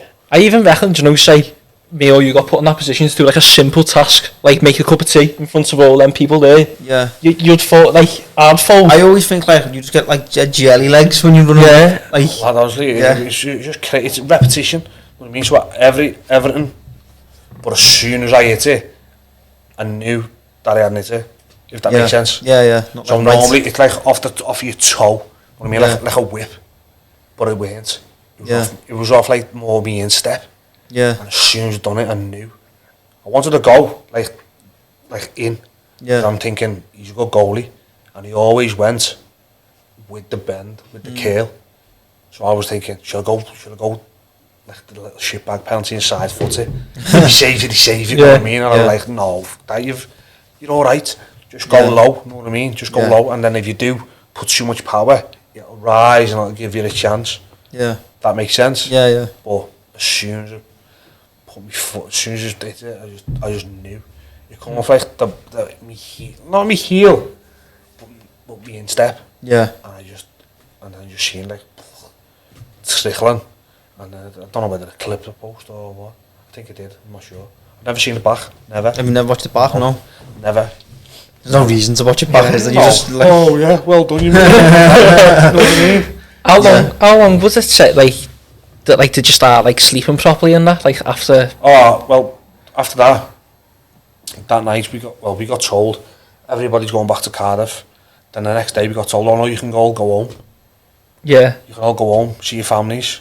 Where the fuck am I going to? I'm going home on the train, aren't I? Yeah. All Liverpool fans. And just check, I'm sure John Flanagan was in the squad. I'm almost certain of it. I think I remember, did he play? He played. I don't know whether he played or he was in the squad, because on the train, as I come down at Euston, as I come down the ramp, I was with my sister again, and I'm in a suit, because I could have wore a trackie or a suit. And I thought, I'm not getting on this train with a car with tracksuit on, stand out like sort of. So I just thought, put me suit on, no tie, and like me bag and all that. Yeah. So as I've come down, I don't know how they've got onto me. I've come down and this conductor pulls me and goes, yeah mate, I've got a little quiet spot for you here if you want it. I was like, oh yeah mate, go on, sound. Thought, fucking he's right, know what I mean? Yes. So he's pulled me to the very back of the train where he is. So I get on and walk down, and there's 2 seats. So I'm just sat in like the one close to the window, and I'm looking at the window. And there's a table here, table there. And I'm sure John Flanagan is in this one here, in front of my sister. It's on a final squad, yeah. Because he definitely got a medal. I don't know whether he was in the squad, but he definitely got a medal. Yeah. Because his half fella was sat there, and this fucking absolute cockhead come walking down, going, oh lad, how's it and all that. And he had the medal. He had the medal. His half fella had the medal. And we're like showing everyone, and this fucking proper helmet. Oh lad, thanks very much for winning us that, mate. Why would you say that? Mate, like, honestly, you started throwing digs at him and that. Oh, was he the fella who said it? Proper fella. But I say to like a kid who says it, but there's a fella you know not to say that to someone, do you know what I mean? No, he weren't in this. No, he wasn't. That Martin Kelly was on the bench right back in. Honestly, what's up for anyone's head to go there though? Stupidity, that is. Check, I'm almost certain he got a medal, or he had a medal. He must have played in previous games in the competition, wasn't he? Mate, honestly, but that was crazy, honestly. Crazy. Yeah, and then after that, did you get back in the team in Cardiff? No, mate, I got froze out, winning no squads. He sounds like a right knobhead, that Malky Mackay. Yeah, he was a blade, proper helmet. Would you say he's probably like the worst manager you've played with? I've learned more from him than any good manager that I've worked with. Just like to not be like that. Yeah. Honestly, he's an absolute helmet. Yeah, honestly, madness. Is he at a club now? Yeah, he's at Ross County in Scotland. Well, he was. Oh yeah, I seen that the other week. Yeah, it was just mad. So then I got frozen out, and then my manager from the year before, Nigel Pearson, when I went on loan to Hull. Yeah. He tried to sign me on loan and wanted to pay a loan fee, and he wouldn't let me go. Why on earth would you not let you go? Mate, couldn't tell you. And then when the end of the season come, they basically told me I couldn't go to any other club other than Huddersfield. Huddersfield and Bristol. But I was in a bad place, I was in a really bad place. The way they treated me. I towards the back end of the season. Honestly, bad. It's fucking not on that though, don't put an arm around you and think like... No. No. Football's so selfish. Like I said, I've learned more from that experience in football than anything in my life. Do you know you going forward? Do you know you getting frozen out there and all stuff like that? Could there not be like obviously like past now, but could at the time could there have been a case for like bullying at the workplace? Because if that's any other workplace, where you're getting, HR don't yeah, no, that it doesn't work in football like that, mate. Yeah. You get ostracised. Yeah. You get put out of pasture. Yeah. Like there was an instance where like wits, like you go on, like so, you just hate him and the staff hated me. Yeah. Apart from Joe McBride. Joe McBride, his dad was a Lisbon Lion who played for Celtic. Yeah. So he was all right. He knew like, nah, this is none, but he couldn't go against him. Yeah. You know what I mean? Because it was just him on his own. Everyone else, the goalie coach is Ed Physio, Richard Clunge, or was it Richard? He's the physio now at West Ham. Yeah. Him. So the goalie coach Jim Sutton, he's another helmet. The physio, the doctor Len, the bullied the club doctor who I got on really well with. Yeah. Malky and what's his name? What's his name before to say? The assistant. Yeah, what's his name? Dave. He'll come to me again. Right, so I've got to tell you some of these stories. So we played Port Talbot. So I was playing with the 18s, kids. Yeah. And we played Port Talbot away in like the Welsh National Cup. Yeah. Or the Welsh Senior Cup. South Wales Senior Cup. So I made them playing on this fucking ramshackle pitch, right, against like proper men. And we've got a team full of kids. So we're playing, so we ended up scoring. But it was the worst thing that the kids could have done. Because they were just getting halved, just chopped. And because I'm like a senior, Yeah. I mean, I'm standing over them like, fucking behave yourself, you dickhead. Don't need kids, know what I mean? Fucking sort your head out. So there's this big black lad in a proper unit. I can remember him now. I can remember it. No, like, this, no, not racist. No, it's no, remember John Coffey? Remember John Coffey off the Green Mile? Oh yeah. The big black fella. I swear to God, Cortez Bell was Eddie Eckenfalmer. Yeah, I'll use him. Just like units. Made builds, Yeah. but this fella was like 6'2", 6 Yeah. foot, like that. Yeah. Honestly, and he was just yunting these kids everywhere. He was just booting these kids everywhere, and I was like, no. So like we're having a bit of a jostle in the box and that, and I just went whack. And he just, like as his arm was up, and he went. I was like, watch out, I'm gonna fucking have you. He was like, shut up, you fucking big divvy. I was like, fucking picking on kids. Said you fucking big shitbags. He said, come on, yeah, well, me and you, we'll have this all day. Like, that was after about 30 minutes, because I just told him, no, this just isn't on. So my mindset switched then. I was like more of a protector for the kids, you know what I mean? When the game kicked off, I weren't asked. I was like, it's a game of footy, just like. But then when I just seen the kids getting booted, I thought, no, I'm not having that, you know what I mean? So the game goes on, and he, like I said, the kids getting wiped out. So then me and him are like having a proper jostle.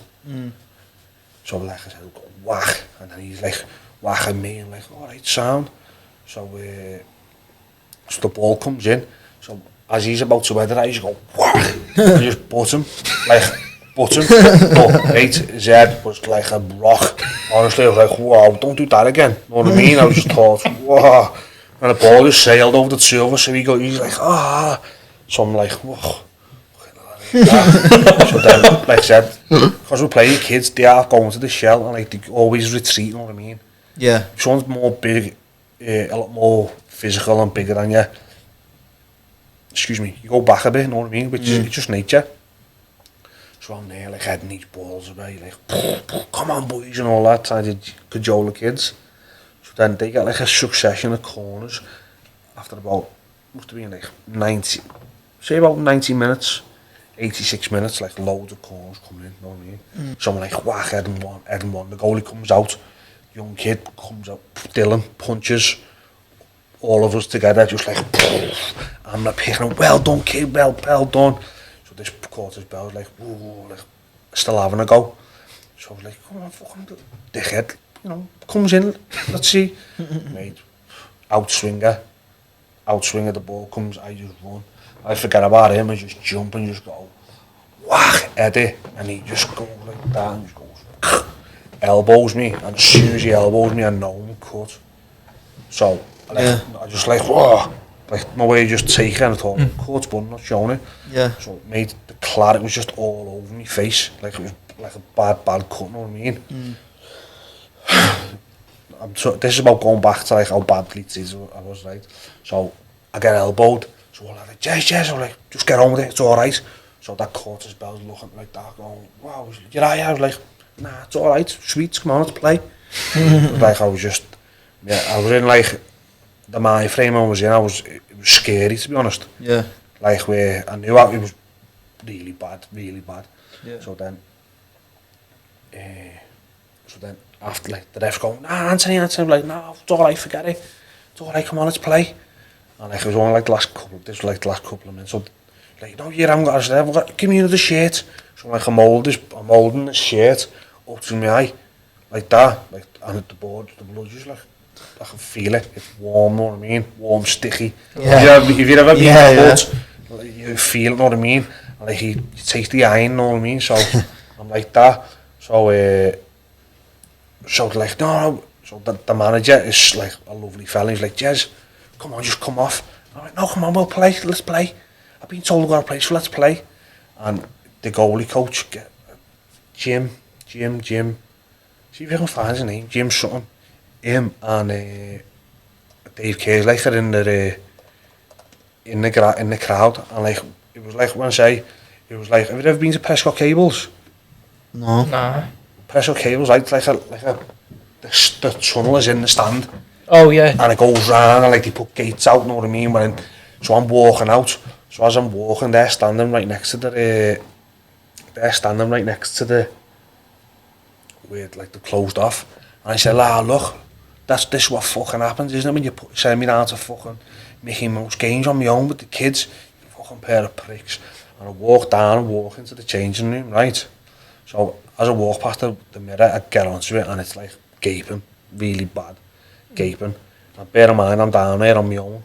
Yeah. So like the physio was like, Anthony, what shall I do? I was like, yeah, we'll phone the doctor, and the doctor will meet me at the hospital.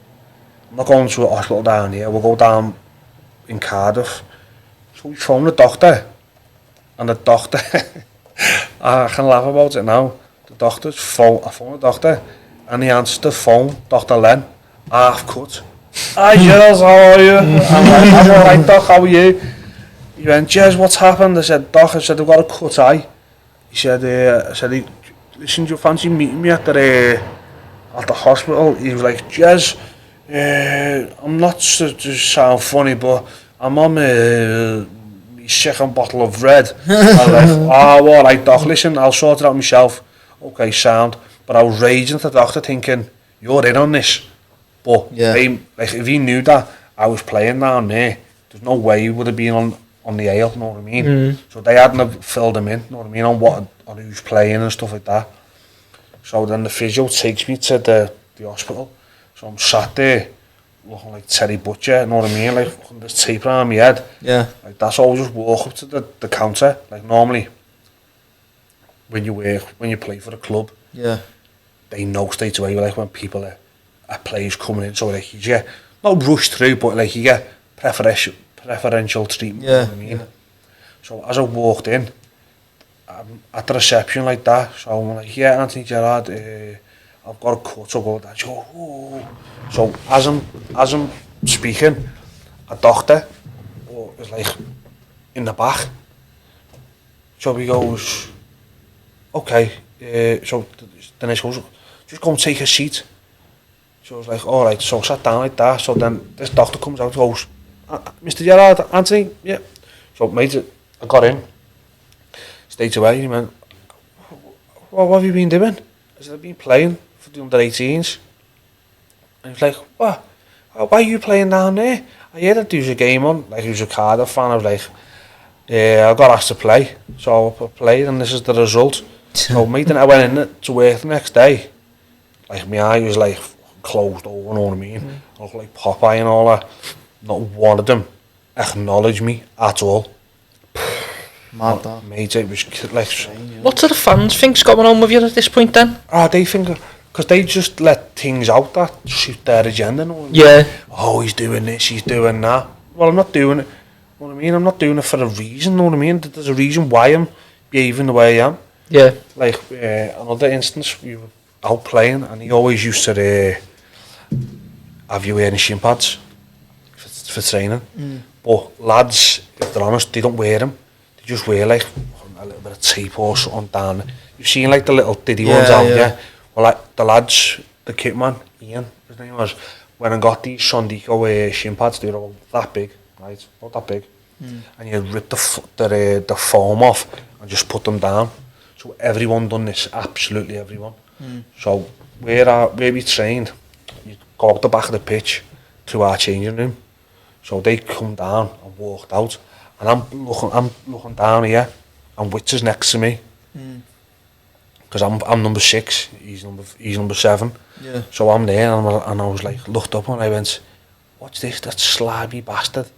So I had the foam in. So as he goes out, he looks back, like around the door, and I get onto him straight away. I knew what he was up to, and I was like, "Watch this." So I'm going to put these in now in a minute. He's like, "What do you mean?" He said, he's there wanting to have a go here. And he's like, "No." I said, "Watch, Witz, watch." And he was like, "Do you reckon?" Yeah. I was like, "Listen." And he was the most placid guy ever. I mean, he wouldn't get any aggro. He was just like, so laid back. So I was like, "Yeah, lad, watch." So I put me proper shin pads in. So we go out, and as I go out on the training pitch, he's that Dave Kearsley, he's like whispering to him, and they both turned round and all that. And it was like during a half term, so all the kids were there, you know what I mean? But like we didn't have like enclosed or nothing like that. Yeah. Where we trained was like just a pitch, and like we had like this big netting, and the car park was here, and we were training on this pitch.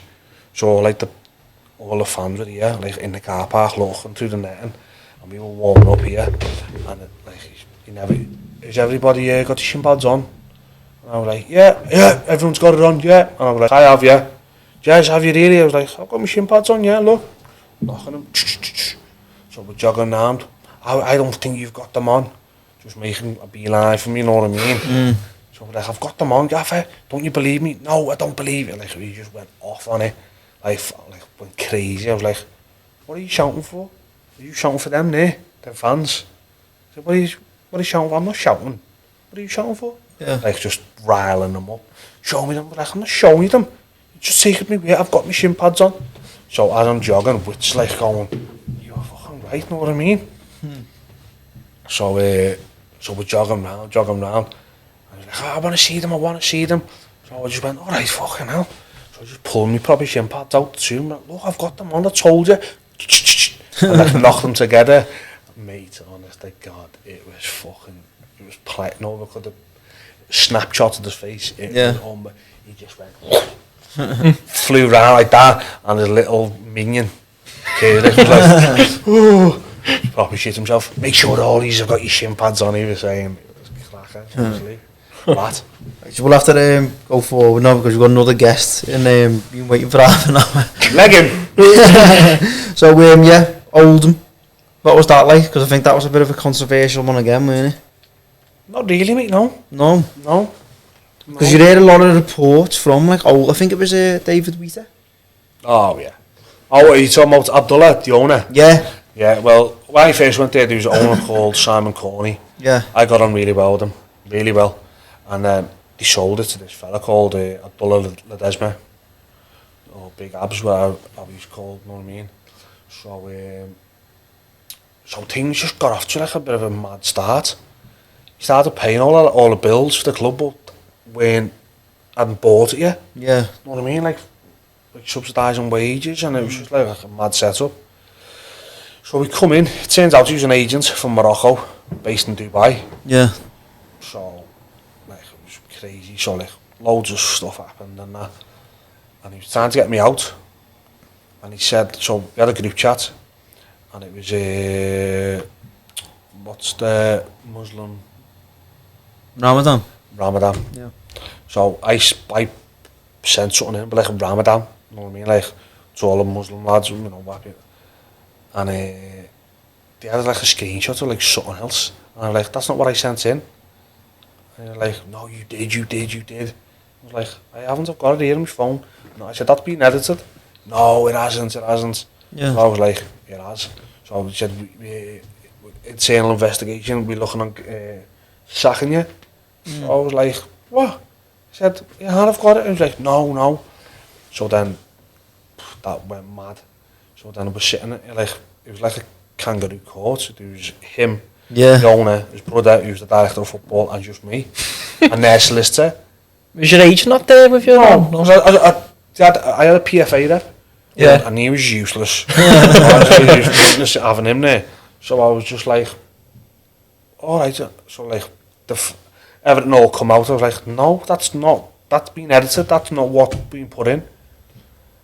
So basically they used one of the Muslim lads to say that know what I mean? Yeah. Say that I was being racist and stuff like that. And I was like, no, this is bullshit. Even though you showed them your phone and what it actually was put in, yeah? Yeah. No. This because it was from 2 years ago. Oh. It was when I first went there on loan or the year sign, know what I mean? Yeah. All the bullshit. So so then that happened. And I was like, no way, I'm not having that. That's a load of shit. Yeah. So then we went to so they sacked me. But before they sacked me, they offered to pay me up. I was like, well, if I'm sacked, why are you offering to pay me up? A little bit. Obviously, if I'm sacked and I've done wrong, then you don't have to give me nothing, do you? But people just didn't see that, you know what I mean? So they put out that I was being racist and this and this and that. Yeah. Excuse me, but that couldn't be further from the truth, you know what I mean? Yeah.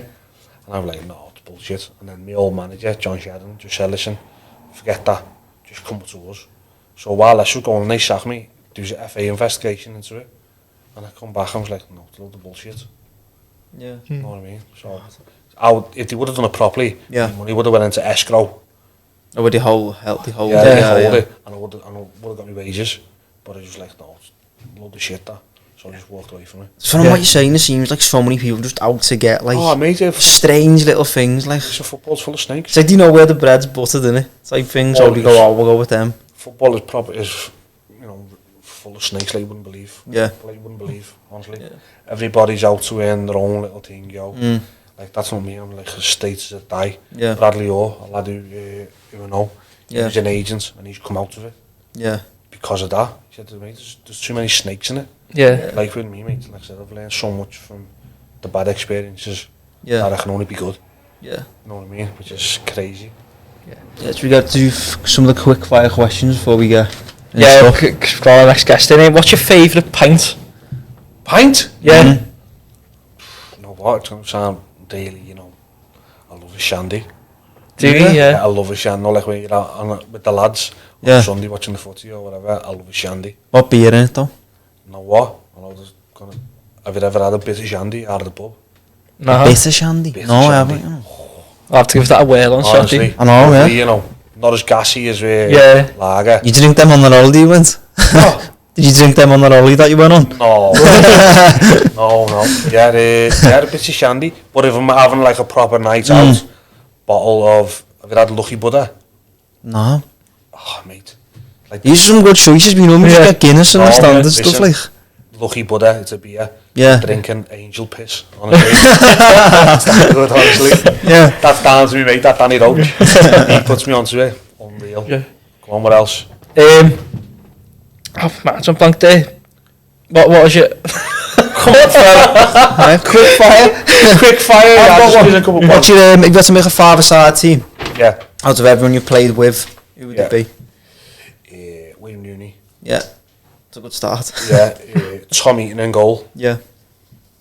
Wayne Rooney, Tom Eaton. Scotty Dan. Is this including myself? No, 5 other players. Yeah. So Rooney, Scotty Dan, Tom Eaton. Who else? I need a finisher. Peter Whittingham. Yeah. Is that 4? 4, yeah. Yeah. So I've got Grit, Silk, finisher. Who else? Who else can I put in? Half need a defender. Scotty Dan's a defender. Oh yeah, of course. Yeah. And we'll go with Ollie Norwood. Yeah. Ollie Norwood, lovely footballer, dictates play. It's like, and also to finish up on, wait. Go on. You mentioned before we started about you got into coaching. Yeah. Where do you see yourself in 5 years of that then? some kind of joke coaching job, hopefully. No, I've got lots of ideas and lots of things in the pipeline. One of them, when it comes off, I will be coming back on with just to promote it. Yeah, of course. And I'll give you an insight into it. I'm doing a documentary. Yeah. Not about me, it's about our area where I'm from. Knowsley. Yeah. Listen, it's untapped. Well, it's not. It's a. How do I explain it? It's so full of diamonds that you would never ever believe.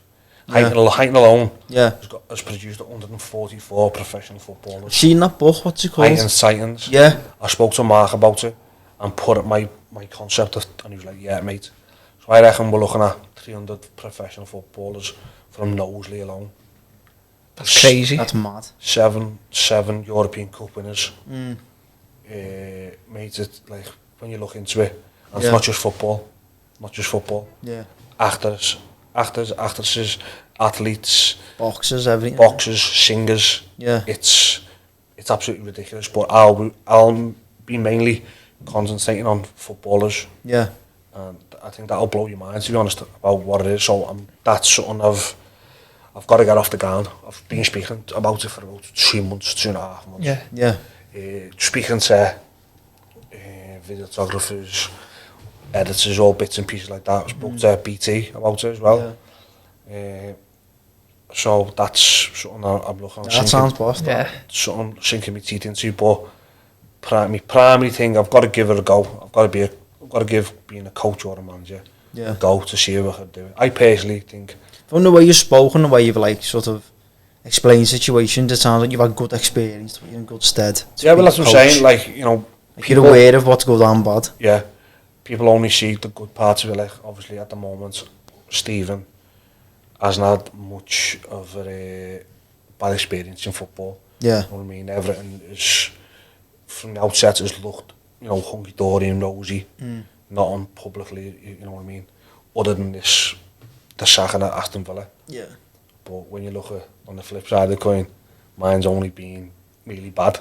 It's only been negative. So I'm waiting for the good to mine. I'm waiting for my good to come. You know what I mean? When you look at my career, like left there, bad terms, missing penalties, not getting promoted. Yeah. You know what I mean? I've got a lot of bad experiences to pull good out of. Yeah, yeah. So, you know what I mean? I think I'm a bit of a personal person, you know what I mean? I understand what makes people tick, and I think that's what being a good manager and coach is, you know what I mean? The personal side, you know, you don't just see the football, you got to see the whole facade, everything. Yeah. The good, the bad and the ugly. And that comes with football and in life. Yeah, so well, it's been Boster. Thanks for coming on. I'm sure we'll have you on again soon for it. I think I've just rambled, haven't I? I don't let you know. That's what we want. That's what we want. No, I think that's been one of my favourites. This one. Oh, well, thanks very much. Yeah. Don't forget to like and subscribe and give us a 5-star review on Spotify. Proper helps. Nice one. Thanks very much.